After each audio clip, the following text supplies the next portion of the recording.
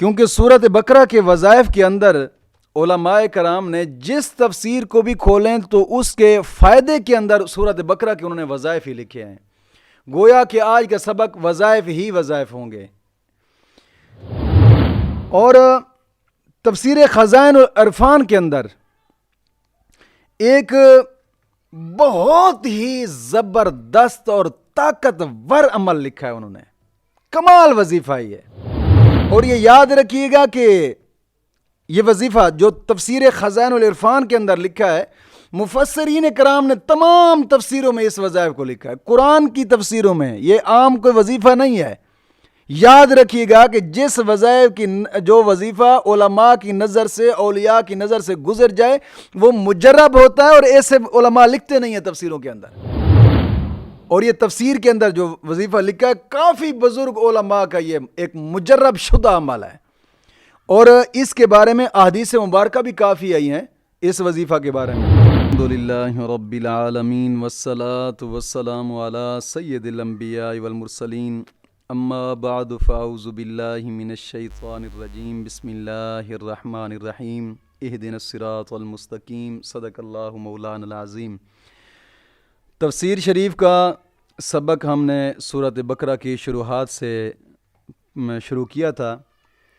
چونکہ مدرسے کا کام ایک زیر تعمیر ہے، اس لیے مصروفیت بھی ہے، لیکن اس مصروفیت کے اندر یاد رکھیں دوست کہ ہم سبق نہیں چھوڑیں گے. اگرچہ تھوڑا تھوڑا پڑھیں گے لیکن چھوڑیں گے نہیں، بالکل ہی چلتا رہے. پہلے کافی زیادہ عرصہ چھٹیاں ہو چکی ہیں، اب سبق انشاءاللہ العزیز نہیں رکے گا. تو آج کے سبق میں سورۃ بقرہ کے فائدے پڑھنے تھے. گویا یہ سمجھیں کہ آج کے سبق میں وظائف ہی وظائف ہیں، کیونکہ سورۃ بقرہ کے وظائف کے اندر علماء کرام نے جس تفسیر کو بھی کھولیں تو اس کے فائدے کے اندر سورۃ بقرہ کے انہوں نے وظائف ہی لکھے ہیں. گویا کہ آج کا سبق وظائف ہی وظائف ہوں گے. اور تفسیر خزائن العرفان کے اندر ایک بہت ہی زبردست اور طاقتور عمل لکھا ہے انہوں نے. کمال وظیفہ ہی ہے. اور یہ یاد رکھیے گا کہ یہ وظیفہ جو تفسیر خزائن العرفان کے اندر لکھا ہے، مفسرین کرام نے تمام تفسیروں میں اس وظائف کو لکھا ہے. قرآن کی تفسیروں میں یہ عام کوئی وظیفہ نہیں ہے. یاد رکھیے گا کہ جس وظائف کی جو وظیفہ علماء کی نظر سے، اولیاء کی نظر سے گزر جائے وہ مجرب ہوتا ہے، اور ایسے علماء لکھتے نہیں ہیں تفسیروں کے اندر. اور یہ تفسیر کے اندر جو وظیفہ لکھا ہے کافی بزرگ علماء کا یہ ایک مجرب شدہ عمل ہے. اور اس کے بارے میں احادیث مبارکہ بھی کافی آئی ہیں اس وظیفہ کے بارے میں، بہت ہی با کمال. لیکن ایک بات ضرور یاد کرتا چلوں کہ نماز کی پابندی لازمی ہے. میں وظائف کی دنیا میں جب بھی وظیفہ کوئی بتاتا ہوں تو یہ میری شرائط ہوتی ہے کہ سب سے پہلے نماز کی پابندی لازمی کریں، اور ہر نماز کے بعد 11 مرتبہ کلمہ طیبہ اور 11 مرتبہ درود پاک. یہ میرے مرشد کریم کی نظر سے میں بتاتا رہتا ہوں اکثر طور پہ. وہ وظائف کو لمبے چوڑے نہیں بتایا کرتے تھے، بس وظیفہ اتنا ہی، ہر نماز کے بعد 11 مرتبہ کلمہ طیبہ اور 11 مرتبہ درود پاک پڑھا کریں بس. اس کے بڑے انتہا درجے کے فائدے میں دیکھ چکا ہوں، انتہا درجے کے فائدے، کیونکہ یہ فتنوں کا دور ہے اور نہیں پتہ چلتا کہ ہر لمحے بعد کوئی نہ کوئی انسان کفر بک جاتا ہے، ایمان سے خارج ہو جاتا ہے، اس کو پتہ بھی نہیں ہوتا. تو اس لیے ہر نماز کے بعد جب کلمہ پڑھتا ہے تو ایمان کی تجدید ہوتی ہے، ایمان کی تجدید ہوتی ہے، اور مرتے وقت بھی کلمہ نصیب ہوگا. کلمے کے ساتھ پیار اتنا کیا جائے. نماز کی پابندی لازمی، اور ہر نماز کے بعد 11 مرتبہ کلمہ طیبہ اور 11 مرتبہ درود پاک، یہ پہلی شرط. دوسری شرط یہ ہے کہ ہر قسمی گناہ سے توبہ کریں، ہر قسمی گناہ سے، جھوٹ ہے، چوری ہے، چغلی ہے، غیبت ہے، کوئی بھی ہے، ہر قسمی گناہ سے توبہ کریں.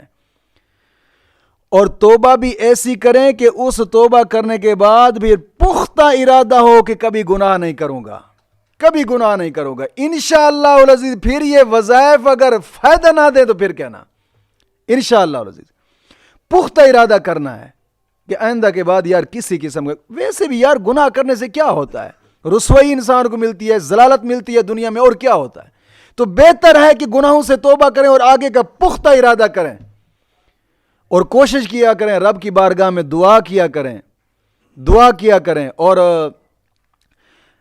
جناب علی ہر جمعرات شریف کے اندر الحمدللہ تحریک تحفظ اسلام کے تحت ہر جمعرات کو اجتماع ہوتا ہے، لائیو اجتماعی دعا میں شامل ہوا کریں.